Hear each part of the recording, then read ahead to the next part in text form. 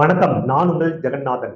NEET exam issue அதை பத்தி தான் முழுக்க முழுக்க பார்க்க போறோம். நிகழ்ச்சி கொடுப்போம். மே 3ஆம் தேதி அன்னைக்கு இந்தியா முழுவதும் 20 லட்சத்துக்கும் மேற்பட்ட மாணவ மாணவிகள் நீட் தேர்வு எழுதியிருக்கிறாங்க. 9 நாள் கழித்து NTA அதாவது தேசிய தேர்வு மையம் இருக்கு இல்லைங்களா, அந்த தேசிய தேர்வு மையம் என்ன செய்யுதுன்னா, முதல் முறையாக இளநிலை மருத்துவ படிப்புக்கான நீட் தேர்வை ரத்து செய்யறோம் அப்படின்ட்டு சொல்லுது. மறுதேர்வுக்கான தேதி இன்னும் அறிவிக்கப்படல. இதனால சேர்க்கையும் தாமதமாகிட்டே போகுது. எதோட சேர்க்கை? மருத்துவ படிப்புக்கான சேர்க்கை தாமதமாகிட்டே போயிட்டு இருக்குது. இதனால பாத்தீங்கன்னா மாணவர்களுக்கும் பெற்றோர்களுக்கும் மிகுந்த கவலையாக இருக்குது. NTA பொதுச் செயலாளர் அபிஷேக் சிங் என்ன சொல்றாருன்னா, தேர்வு நடந்து முடிஞ்சு 4 நாட்கள் கழிச்சு, அதாவது மே 7ஆம் தேதி எங்களுக்கு ஒரு செய்தி வருது. என்னன்னா, PDF வடிவுல செய்தித்தாள், அதாவது கெஸ்ட் பேப்பர், அதாவது மாதிரி வினா போல இருக்கும் வினாத்தாள், அதாவது கொஸ்டின் பேப்பர் எங்களுக்கு கிடைச்சிருக்குது அப்படின்ட்டு ஒருவர் மூலம் எங்களுக்கு அந்த தகவல் வந்திருந்ததுனால இது நாங்க ஆராயத்துக்கு மேல் இடத்துக்கு கொண்டுட்டு செல்றோம் அப்படின்றாரு.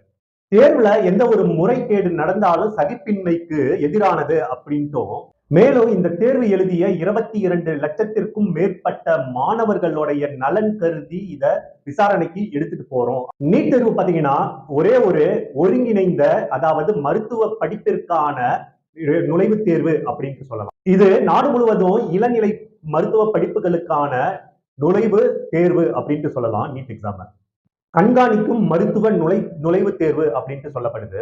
இந்த தேர்வு பாத்தீங்கன்னா மற்ற மாநிலத்துல இல்லாத அளவுக்கு தமிழ்நாட்டுல நடத்தப்படுது. இந்த தேர்வு பாத்தீங்கன்னா மற்ற மாநிலத்தை விட அதிகமாக தமிழ்நாட்டுல தாங்க எழுதப்படுது. அதாவது குறிப்பா தமிழ்நாட்டிலையும் பாண்டிச்சேரியிலையும் தான் எழுதப்படுது. வினாத்தாள் பாத்தீங்கன்னா வெளிவந்தது ஒரு குற்றமாக செயல் என்று கருதப்பட்டு இந்த நீட் தேர்வை ரத்து செய்யப்பட்டதாக தேர்தல் ஆணையம் சொல்லுது. அதாவது நீட் தேர்தல் ஆணையம் சொல்லுது. தேர்வு ரத்து செய்யப்பட்ட மறுநாளே பாத்தீங்கன்னா இந்திய மருத்துவ கூட்டமைப்பு எல்லோருமே சேர்ந்து நீதிமன்றத்தோட கண்காணிப்பு கீழே மறுதேர்வு நடத்த வேண்டும் அப்படின்ட்டு சொல்லியிருக்காங்க. NTA அமைப்பு இருக்கு இல்லைங்களா, இந்த NTA அமைப்பு தேர்வை மாற்றி அமைக்கவோ இல்லைன்னா ரத்து செய்யவோ அதிகாரம் வேண்டும் அப்படின்ட்டு உயர்நீதிமன்றத்துக்கு போயிருக்குது. 2024ஆம் ஆண்டு எடுத்துக்கிட்டீங்கன்னா அந்த நீட் தேர்வோட வினாத்தாள் கசிந்தது போல இதுவும் கசிந்திருக்கலாம் அப்படின்ட்டு சொல்லப்படுது. அது மட்டும் இல்லாம கருணை மதிப்பெண்கள் இருக்கு இல்லைங்களா, இப்ப பாத்தீங்கன்னா 1%, 2%, 3% வித்தியாசத்துல தேர்வுல தோல்வி அடையும் நிலை இருந்தா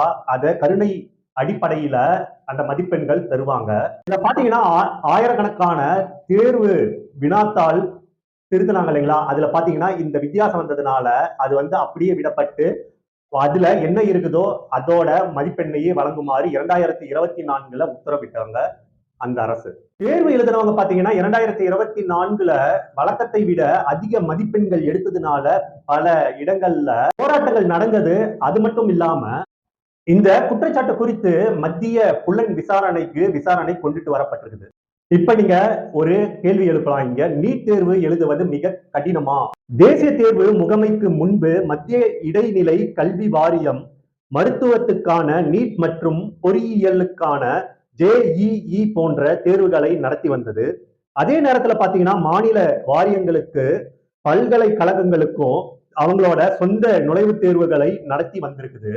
இந்தியாவுல உயர்கல்வி நுழைவுத் தேர்வுக்கு பாத்தீங்கன்னா மிக கடுமையான நடவடிக்கைகள், அதாவது கடுமையான நம்பகத்தன்மையை கொண்டு வருவதையும், பல தேர்வுகள்ல இருந்து இந்த சுமையை இறக்கிறதுக்காகவும், பல தேர்வுகளுடைய சுமையில இருந்து மாணவர்களை விடுவிப்பதற்காக இந்த தேர்வு முறை, அதாவது நீட் தேர்வு முறைய 2017 அந்த ஆண்டு நிறுவப்பட்டது. அமைப்பு பாத்தீங்கன்னா 15க்கும் மேற்பட்ட தேர்வுகளை நடத்தி இருக்குது. ஆனா தேசிய தேர்வு முகமை தொடர்ச்சியா பல சிக்கல்களை சந்திச்சிருக்கு. வெளிப்படுத்தும் தன்மை, பொது பொறுப்பு கூறல் இதெல்லாம் இல்ல அப்படின்ட்டு அவங்க மேல குற்றம் சாட்டியிருக்காங்க. 2024 பாத்தீங்கன்னா நீட் தேர்வு நேர்மையான முறையில நடக்கல அப்படின்ட்டு இந்த நீட் தேர்வை பாத்தீங்கன்னா UJC அப்படின்ற அமைப்பு இந்த தேர்தலை நிறுத்தும்படி வேண்டுகோள் விடுத்தது. காலகட்டத்தில் பாத்தீங்கன்னா வினாத்தாள் வெளியில வந்திருக்குது அப்படின்ட்டு ஒரு குற்றச்சாட்டும் எழுப்பப்பட்டது. ஊழல் நடவடிக்கைகளை ஒடுக்கணும் அப்படின்ட்டு அரசாங்கம் சொல்லியிருந்த நிலையில தீர்க்கப்பட வேண்டிய ஆழமான கட்டமைப்புகள் இன்னும் அப்படியே இருக்குது அப்படின்ட்டு விமர்சனங்கள் வெளிவந்துட்டு இருக்குது. தேர்வு மையங்கள், கண்காணிப்பாளர்கள் மற்றும் பணியாளர்கள் இவங்களை எல்லாத்தையும் இந்த நீட் தேர்வுக்கான பணியில அமர்த்துவதற்கு அவுட் சோர்சிங்பாங்க. அந்த அவுட் சோர்சிங் பெரிய சவாலாக இருந்தது, மிக கஷ்டமாக இருந்த நிலையில என்டிஏ என்ன செய்யுதுன்னா, தன்னோட பெரிதும் கட்டமைப்புல இருக்கிற தேர்வுகளை பெரிதும் என்ன செய்யுது, அவங்களோட கட்டமைப்புக்கு, அதாவது அவங்களோட பார்வைக்கு கொண்டுட்டு வராத நிலையில பல சிக்கல்களை சந்திக்க நேரிடும் அப்படின்ட்டு அவங்களுக்கு தெரிய வருது. அபிஷேக் சிங்ன்றவர் இந்திய எக்ஸ்பிரஸ் நியூஸ் பேப்பருக்கு என்ன சொல்லியிருக்கிறாருன்னா, தேர்வு சுமூகமாக நடத்தப்பட்டது. மே 3 அன்று எந்த பிரச்சனையும் இல்லை. தேர்வுக்கு முன்னரோ அல்லது தேர்வுக்கு பின்னரோ உடனடியாக எந்த புகாரும் வரவில்லை. நாங்கள் ஓஎம்ஆர் தாள்களை சரிபார்க்க தொடங்கினோம். அனைத்து சரியாக இருந்தன.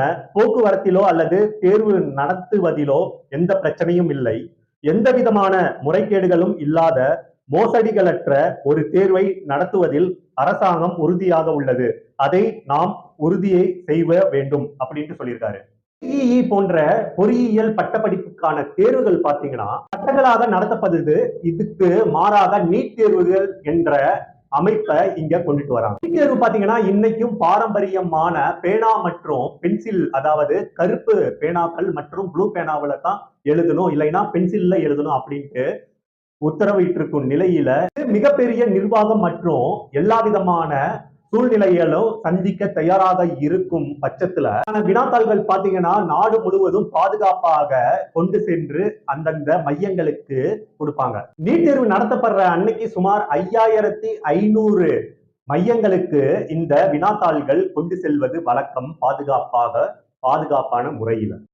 இதனால இந்த முழு பாதுகாப்பு சங்கிலியையும் போக்குவரத்து சங்கிலியையும் மிக தீவிரமாக கொண்டு செல்லும் வரைக்கும் எங்களுக்கு அபாயமான பாதுகாப்பு இருக்கும் அப்படின்னு சொல்றாங்க. அபிஷேக் சிங் தன்னோட எக்ஸ்தலத்துல என்ன சொல்லியிருக்கிறாருன்னா, இதை முடிவு செய்வது தேசிய தேர்வு முகமையின் பயன் அல்ல. இந்த முடிவை சம்பந்தப்பட்ட அமைச்சகமே எடுக்க வேண்டும். தேசிய தேர்வு முகமை பாத்தீங்கன்னா சில குறிப்பிட்ட பாதுகாப்பு நடவடிக்கைகளும் எடுத்துட்டு வந்திருக்குது. பாதுகாப்பான டிஜிட்டல் பூட்டு மூலியமா அந்த பெட்டிக்குள்ள வைக்கப்பட்டு அந்தந்த தேர்வு மையங்களுக்கு அனுப்பப்பட்டு அதுக்கப்புறம் அங்கே சென்றதுக்கு அப்புறம் அந்த நம்பரை போட்டு டிஜிட்டல் முறையில வினாத்தாள் வெளியில எடுப்பாங்க. தேர்வு தொடங்குறதுக்கு 45 நிமிடங்களுக்கு முன்னாடி இந்த வினாத்தாள்களை ஓபன் பண்ணுவாங்க. இந்த தேர்வு பெட்டி இருக்கு இல்லைங்களா, உள்ள கொஸ்டின் பேப்பர் இருக்கு இல்லைங்களா, அந்த கொஸ்டின் பேப்பரை எப்படி எடுப்பாங்கன்னா ஒரு 4-5 பேர் சுத்தில இருப்பாங்க. அங்க குறிப்பிட்ட நபர்கள் மட்டும் இருப்பாங்க. அந்த தேர்வு வினாத்தாளை ஓபன் பண்றப்ப வீடியோ கவரேஜ் பண்ணும், அதாவது ஏதாச்சும் சிக்கல் இருக்குதா அப்படின்ட்டு வீடியோ கவரேஜ் பண்ண வாட்டி அந்த வினாத்தாளை எடுப்பாங்க. தேசிய தேர்தல் ஆணையம் பாத்தீங்கன்னா இந்த தேர்வு முகவரிகளை நல்ல கவனிச்சு அந்த மையத்துல தேர்வு நடத்தலாமா அப்படின்ட்டு ஏற்படும் சிக்கல்கள் என்னென்ன அல்லாசி ஆராய்ந்ததுக்கு அப்புறம் அங்க நீங்க தேர்வு நடத்தணும் அப்படின்ட்டு அந்த தேர்வு மையத்துடைய அதிகாரிக்கு சொல்லுவாங்க. கோட்டாவில் இருக்கிற மேசன் எஜுகேஷன் நிறுவனத்துடைய தலைமை விஜய் அவர்கள் என்ன சொல்றாங்கன்னா, வேறு எங்கும் லட்சக்கணக்கான மாணவர்களுக்கு ஒரே நாளில் ஒரே நேரத்தில் பேனா மற்றும் காகித முறையில் தேர்வுகள் நடத்தப்படுவதாக நான் கருதவில்லை. 5500 தேர்வு மையங்கள் மற்றும் 550 நகரங்களில் நடைபெறும் இந்த தேர்வில் 2 லட்சத்துக்கும் மேற்பட்ட தன்னார்வலர்கள் மற்றும் அதிகாரிகள் பங்கேற்கின்றனர். இவ்வளவு பெரிய அளவில் தேர்வு நடத்துவது நிர்வாக குறைபாடுகள் ஏற்படுவதற்கான வாய்ப்புகளை அதிகரிக்கின்றது அப்படின்னு சொல்லியிருக்கிறாரு. மேலும் வினாத்தாள்கள் தேர்வு மையத்தை வந்தடைந்ததற்கு முன்பாகவே அது கசிந்து விட்டதாக தெரிகிறது அப்படின்னு சொல்லியிருக்கிறாரு.